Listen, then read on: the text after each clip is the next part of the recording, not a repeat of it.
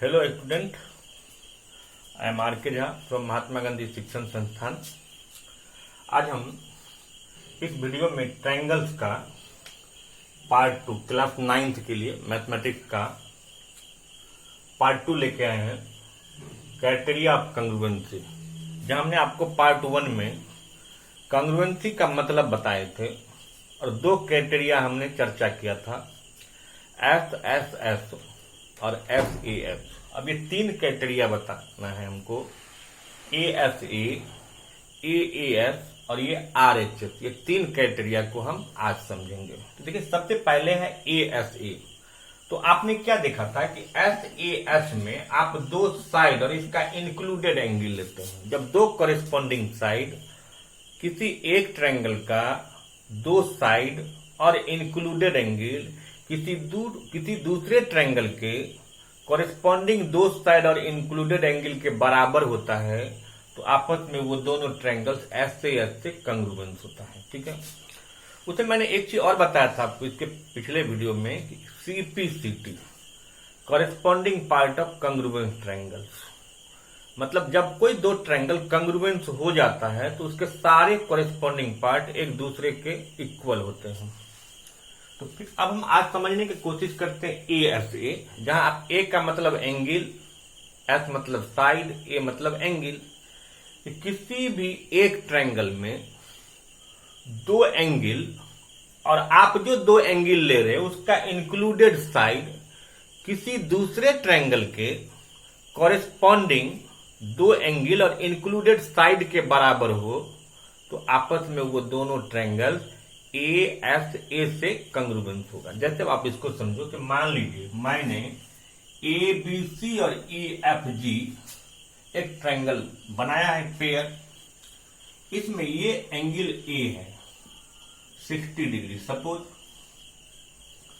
और ये है 70 डिग्री और ये है 5 सेंटीमीटर। ठीक, इसमें ये भी है 60 डिग्री, ये है 70 डिग्री और ये है 5 सेंटीमीटर। तो आप देखिए, ये जो दो एंगल और इसके बीच का साइड ले रहे हैं हम, मतलब दोनों एंगल का जो एडजस्टेंट साइड है वो दूसरे ट्रायंगल के दो एंगल और एडजस्टेंट साइड, मतलब इसमें भी दोनों एंगल के बीच में ये साइड आ रहा है और इसमें भी आ रहा है। तो हम इसको क्या कहेंगे कि ASA, चाहे ASA से ये कंग्रुएंस हो गया। लेकिन इसमें कंग्रुएंसी में सबसे बड़ी बात होता है मेन लिखने का। तो ASA में क्या होगा कि दो एंगल और बीच का साइड अगर किसी दूसरे ट्रायंगल के दो कॉरेस्पॉन्डिंग एंगल और इंक्लूडेड साइड के बराबर होगा तो ASA से वो कंग्रुएंस होता है। तो अभी हम इसको क्या लिखेंगे, ट्रायंगल है ABC, क्लियर। अब इसका तो जब नाम लिखना हो तो एक का नाम आप फ्रीक्वेंटली लिख दो, लेकिन दूसरे ट्रायंगल का नाम लिखने में थोड़ी सी जल्दीबाजी नहीं करनी, आराम से लिखना है। अब एक ट्रायंगल का नाम लिखेंगे तो ये देखो कि A के बराबर कौन है। तो A के ऑर्डर को फॉलो करेगा E, B के बराबर F है तो F, अब बाकी बच गया G। इसका मतलब कि अब ये दोनों ट्रायंगल्स क्या कंग्रुएंस हो गया। अब अगर ये कंग्रुएंस हो गया, अब अगर कोई हमसे पूछे कि क्या BC के बराबर FG होगा कि नहीं, तो जब ये कंग्रुएंस हो गया तो कंग्रुएंस ट्रायंगल्स में CPCT चलता है, मतलब उसके कंग्रुएंस होने के बाद उसके सारे कॉरेस्पॉन्डिंग पार्ट्स इक्वल होंगे, इसीलिए BC भी FG के बराबर हो गया, क्लियर। और ये AC भी EG के बराबर हो गया। ठीक है, समझ में आ गया ASA का मतलब। अब है AAS, ये इसी ASA का पार्ट है एक्चुअली AAS, एक तरह से कोरोलरी है। कोरोलरी का मतलब होता है कि जो किसी थ्योरम से डिडक्ट किया गया। अब सवाल ये है कि किसी भी ट्रायंगल्स के अगर दो एंगल आपको पता है तो आप थर्ड एंगल तो निकाल सकते हो। मतलब थर्ड एंगल निकालने के लिए गिवन दो एंगल्स को हम जोड़ के 180 से माइनस कर देंगे तो थर्ड एंगल निकल जाएगा। अभी हमको कोई कहेगा ये कितना होगा, तो क्या हम ये नहीं पता कर सकते 50 हो गया, ये भी 50 हो गया। अब ये साइड भी तो बराबर हो गया, ये साइड भी बराबर है, तो अब A और ये हो सकता है कि अगर बीच में ये साइड था तो आपने क्या कहा ASA। लेकिन अगर अब मैं इसको ये फिर एक फिगर बनाता हूं, इस बार ABC, फिर है इस बार EFG,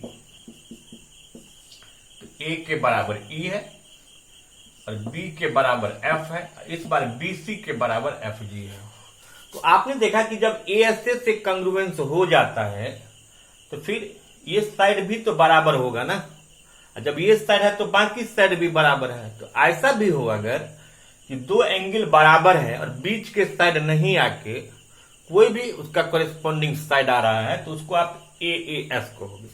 तो ASA में और AAS में क्या अंतर है कि जब साइड बीच में आता है दोनों इक्वल एंगल के बीच में तो हम उसको ASA कहेंगे, और जब साइड बीच में नहीं आके कोई दूसरा भी अगर आ जाएगा क्योंकि उसी का ये फॉर्म बन जाता है AAS, तो फिर उस केस में हम उसको AAS से भी कंग्रुएंस कहेंगे। क्लियर?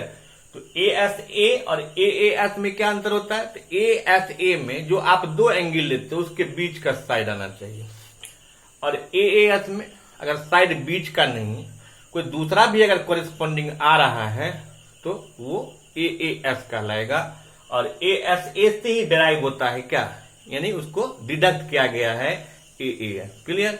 तो इस तरह से ASA और AAS दो और क्राइटेरिया है। ASA में साइड बीच में होता है, AAS में साइड बीच में नहीं होगा। क्लियर?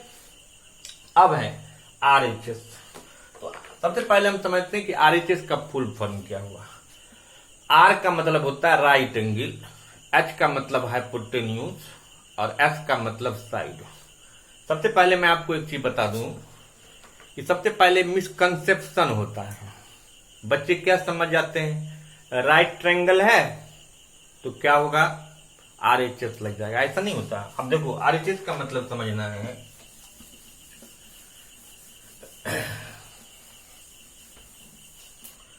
अब ये RHS क्या होता है, अब हम ये दो ट्रायंगल बनाए ABC PQR, जहां ये B 90 डिग्री है, ये Q 90 डिग्री है। नो डाउट ये दोनों राइट एंगल ट्रायंगल है, क्योंकि हम जानते हैं किसी भी ट्रायंगल का अगर एक एंगल 90 होगा तो वो राइट एंगल ट्रायंगल होगा। इस बार अगर AB के बराबर PQ है मान लेते हैं, और जितना ये BC है उतना ही अगर QR है, तो बच्चे क्या समझ जाते हैं, राइट एंगल है ना तो RHS होगा। नहीं, अब ये देखिए ये साइड इसके बराबर है, ये साइड इसके बराबर है, इसमें जो दो साइड है उसी के बीच का ये एंगल है, इसमें भी दो साइड है, ये बीच का एंगल है। तो अब क्राइटेरिया RHS नहीं होगा, SAS इवन क्या आप क्या देख रहे हो, ये राइट एंगल ट्रायंगल है फिर भी ये SAS से हो गया। क्लियर? अब अगर हम इसी को ये कहें कि ये एंगल इसके बराबर है, मान लो, अब क्या कहोगे, ये एंगल इसके बराबर, ये एंगल इसके बराबर, ये दोनों एंगल के बीच का साइड, दोनों एंगल के बीच का साइड। अब क्राइटेरिया क्या बन गया, ASA। तो ASA से अभी क्या देख रहे हो कि राइट एंगल ट्रायंगल में भी SAS हो सकता है, ASA भी हो सकता है। तब आप कहोगे RHS में क्या होता है, तो किसी भी राइट ट्रायंगल में 90 के सामने का जो साइड होता है वो हाइपोटेन्यूज कहलाता है। तो किसी भी ट्रायंगल में अगर राइट एंगल है और सामने के साइड अगर बराबर है तो राइट एंगल भी आ गया और सामने के साइड मतलब हाइपोटेन्यूज भी आ गया, और बाकी कोई भी अगर एक मान लीजिए ये साइड इसके बराबर है या ये साइड इसके बराबर है, तो राइट एंगल सामने का साइड और कोई भी अगर बाकी दोनों में से कोई एक अगर एडजस्टेंट साइड बराबर आ रहा है तो उस केस में हम उसको RHS कहेंगे। तो RHS में हमेशा ये नहीं समझना कि राइट एंगल मतलब RHS, राइट एंगल में ही होता है, लेकिन राइट एंगल के सामने के साइड और कोई एक एडजस्टेंट जब आता है तो उस केस में हम RHS से उसको कंग्रुएंस करते हैं। क्लियर? हाँ, जब कंग्रुएंस हो जाएगा उसके बाद फिर उसके बाकी साइड बाकी एंगल्स भी क्या बराबर होंगे, क्योंकि हम जानते हैं कि कंग्रुएंस होने के बाद वो सिटी को फॉलोज करेगा। ठीक है? तो इस तरह से ट्रायंगल को कंग्रुएंस करने के लिए टोटल 5 क्राइटेरिया है, जहां मैंने 2 क्राइटेरिया आपको प्रीवियस वीडियो में बताया था। तो टोटल कितने 5 क्राइटेरिया में कौन कौन था, एक SSS मतलब किसी दो ट्रायंगल के तीनों कॉरेस्पॉन्डिंग साइड अगर इक्वल हैं तो एस एस एस क्राइटेरिया का हुआ। अगर दो साइड और एक इंक्लूडेड एंगल आता है तो एस ए एस हो गया। दो एंगल और एक इंक्लूडेड साइड आता है तो फिर ए एस ए हो गया। दो एंगल और इंक्लूडेड साइड नहीं, कोई अगर एक एडजेसेंट कॉरेस्पॉन्डिंग साइड अगर बराबर आ जाता है तो उस केस में हम उसको ए एस ए नहीं कह के ए एस कहेंगे। राइट एंगल ट्रायंगल में राइट एंगल उसके सामने का साइड अरे हाइपोटेन्यूज और कोई एक साइड अगर बराबर आ गया उस केस में उसको हम आरएचएस क्राइटेरिया कहेंगे। तो इस तरह से 5 क्राइटेरिया है, S S S, S A S, A S A S और आरएचएस। ये 5 क्राइटेरिया से हम किसी ट्रायंगल को कंग्रुएंट कर सकते हैं। तो आज हम इसको समझें कि कंग्रुएंसी के ये बाकी 3 क्राइटेरिया क्या थे। फिर हम अगले वीडियो में फिर क्वेश्चंस को फिर समझाएंगे कि कैसे हम ट्रायंगल को कंग्रुएंट करेंगे। Thank you.